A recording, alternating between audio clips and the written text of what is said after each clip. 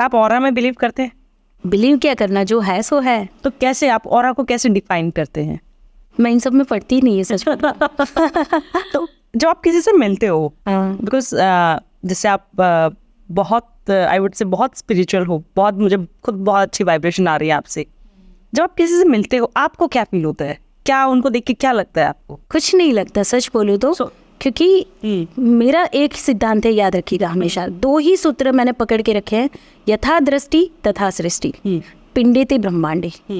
अब अगर मुझे आप मेरा ब्रह्मांड हो अभी, ये मेरे बाहर की दुनिया है, ये जो ब्रह्मांड है ये मेरे बाहर की दुनिया है ना, ये मेरा अगर इसमें मुझे कुछ भी अव्यवस्थित दिख रहा है, वो मेरे पिंड में कुछ अव्यवस्थित पड़ा हुआ है। एक ही सूत्र काम कर रहा है मेरे लिए। अगर मुझे आप में कुछ नकारात्मक दिख रहा है, मेरी आंखों में नकारात्मकता है तभी तो देख पा रही है, दूसरे को वो चीज़ नहीं दिखेगी, हो सकता है जो मुझे दिख रही है।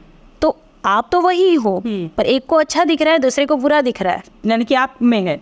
तो अच्छा देखने वाले की आंखों में अच्छा है, बुरा देखने वाले की आंखों में बुरा है। तो जब मुझे कहीं पे कुछ अव्यवस्थित दिख रहा है तो टास्क मेरा होता है कि मुझे अपने ऊपर काम करना है। ये 2 सिद्धांत सटीक सबके ऊपर काम करते हैं। पिंडेते ब्रह्मांडे, यानी जो भी ब्रह्मांड में मौजूद है वो मेरे पिंड में मौजूद है।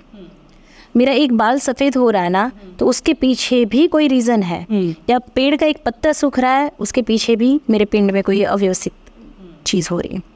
तो मैंने पिछले 4 सालों के अंदर मैंने सिर्फ अपने एक कोश की साधना की।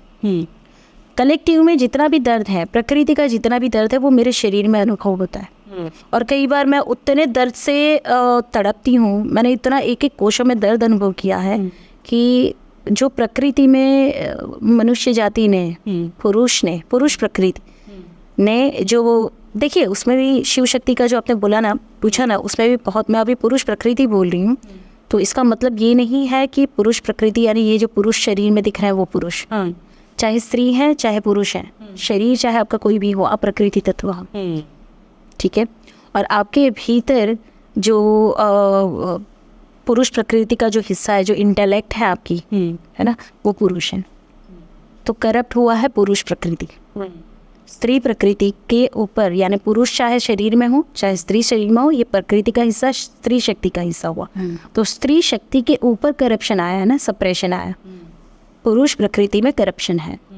और इस वजह से अब आप ये कहते हो कि इस जीवन में कोई स्त्री है कोई पुरुष है, किसी पुरुष से अगर कोई स्त्री पीड़ित होती है तो हम ये कहते हैं पुरुष ऐसा है वैसा है, पर वो भी स्त्री ही है और ये स्त्री भी स्त्री प्रकृति ही है। करप्ट कौन हुआ? पुरुष कॉन्शियसनेस जो है ना, दो हमेशा ड्यूअल चल रहा है ना, फेमिनाइन एंड मस्कुलाइन। तो मस्कुलाइन जो कैरेक्टरिस्टिक है एक व्यक्ति के अंदर, आपके अंदर भी दोनों कैरेक्टरिस्टिक है, मेरे अंदर भी दोनों कैरेक्टरिस्टिक है, कोई पुरुष के अंदर भी दोनों कैरेक्टरिस्टिक है।